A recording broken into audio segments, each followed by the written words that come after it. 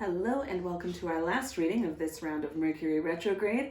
Mercury will station direct on Saturday the 20th, my little brother's birthday. Pretty cool. And our last reading of this Mercury Retrograde really confirms what I've been trying to pull you over to my side on, that it's really great that these periods when Mercury appears to be going backwards in the sky actually bring us a lot of gifts. And it's like, if you work out and it's not always fun in the moment, right? You get sore and stuff, I'm told, and have experienced occasionally. But then you get the results, okay? That's what's going on here, and we're really seeing it as we move forward. We have two aces, the Ace of Coins in our upcoming energy position, and we have the Ace of Wands in our key card position, which we will come back to. We've got a lot of water, 10 of Cups, King of Cups with the Queen of Cups in the center, the 9 of Cups up in Hopes and Fears, okay? We've got a couple of other coins cards, the Knight of Coins down below, the 7 of Coins, threefold return position. We have one lonely little swords card, the 4 of Swords, but it's a really important one to have that figures in really nicely, okay? And then the Judgment card sitting in us and ourselves. So let's get into it. Like I said, in the middle, we have King of Cups with the Queen of Cups, okay? So we've got Water of Water sitting with Air of Water. This is a very cleansing combination that closes the loop really quickly on our understanding of these sometimes very mysterious emotions that flow through our bodies, right? Particularly when we're coming to the Queen, Water of Water, it can be very disorienting, right? Very confusing, particularly if we're not used to feeling strong emotions all the time. It can kind of come on like the tidal wave, right? But we've come through this 10 of Cups to get here, so that already puts us in a great position to integrate this emotional energy. 10 of Cups, big abundant community. We've had that support, and so now this great understanding can take place. And this understanding jumps right into that 4 of Swords. 4 of Swords is stability in the realm of air. And when that card comes up, it is, I was going to say, I didn't know if I wanted to say often or almost always. It doesn't matter. A lot of the times, it is a realignment of values, okay? It's a little reset of getting ourselves to a new stability and how we understand our world, how we understand our place in the world, and how we kind of communicate with the world, both internally through our understanding and externally with our voice, right? So that's coming in. And that 4 of Swords is in line with the 9 of Cups. So we get another indication that this new understanding, this new set of values is in alignment with this emotional aspiration, right? The 9s are kind of aspirational. They're asking us to stretch a little bit. So new set of values that supports our continued examination of, our continued understanding of, our continued working with and expanding our skill set in our emotional realm. Awesome. Now, down below in our subconscious section, we've got the Knight of Coins right here in the root position, and Knight of Coins is sitting in alignment with the Judgment card in our personal subconscious.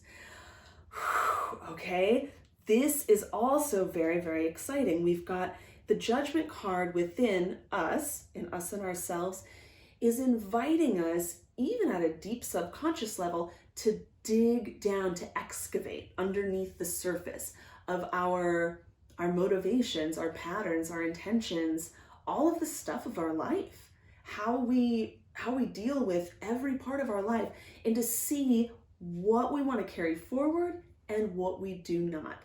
As we go through that sorting process with the Judgment card, The Knight of Coins is sitting ready to grab on to the things that we do want to take moving forward, the things that we are most passionate about, and begin to really run with that and make them real. Start to put the building blocks together. And then in our upcoming energy position, as we move forward, Ace of Coins comes up right away. Divine gift of earth.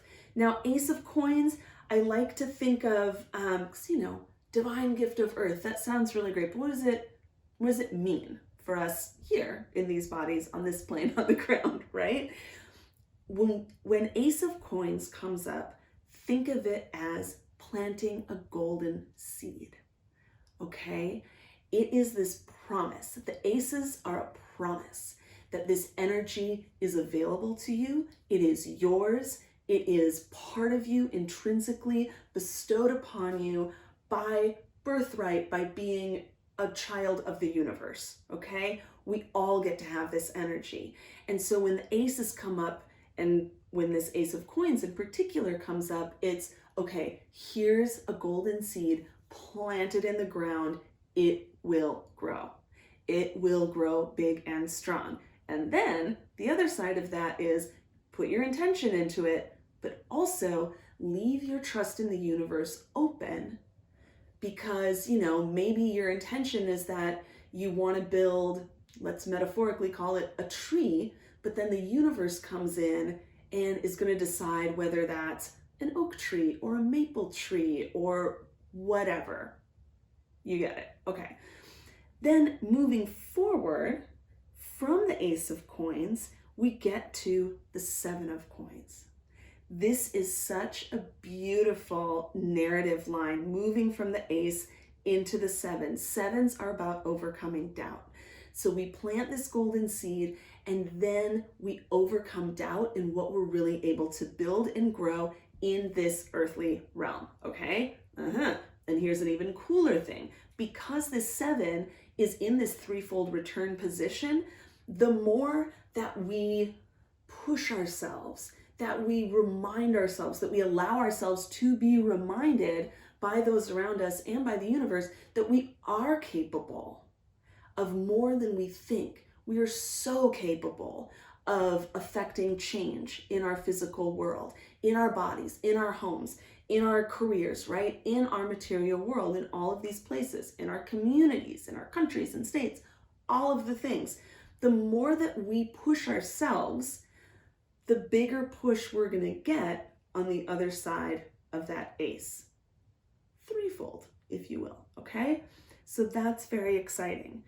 Now that brings us to our key card, our other ace, the Ace of Wands. That key card sits out there as an invitation to pick it up and use that card like a key to unlock all of these energies as we go all the way through. All these bits of guidance, all these pieces of wisdom, all these experiences that we have as we go through here. Ace of Wands, like I said, another gift. And it is the gift of fire, instinct, intuition, action, magic. This stuff down here in the gut where you don't think about it, you just go. Just put one foot in front of the other, maybe really fast, right? Maybe you're running even with it, to conjure your world. If the Ace of Coins is about planting the seed to build your world, the Ace of Wands is about recognizing the seed of fire within you that allows you to conjure your world, to bring it into existence by your will. So in the keep card position, play with it, okay? Now, you have a lot to play with. This Mercury retrograde has been real big, right? Really heavy in some cases. Very illuminating. A lot of really great information. We're continuing to dig up information with that Judgment card. We're continuing to make sense of the information with that Four of Swords. And then we're going to move forward and we're going to build with that information, right? With our Knight of Coins, Ace of Coins, Seven of Coins. So let yourself believe in the magic that you hold. in that elemental fire that you hold within your being. Just try it. Just try it out. See what it feels like to really, really believe in that within yourself, and see what comes up for the rest of this Mercury retrograde that you need to uncover and examine and maybe cultivate as we then move into Mercury direct, and what's going to go with you, what you're going to take into this future, into next week's future before we talk again, okay? Have a wonderful rest of your week, and I'll talk to you soon.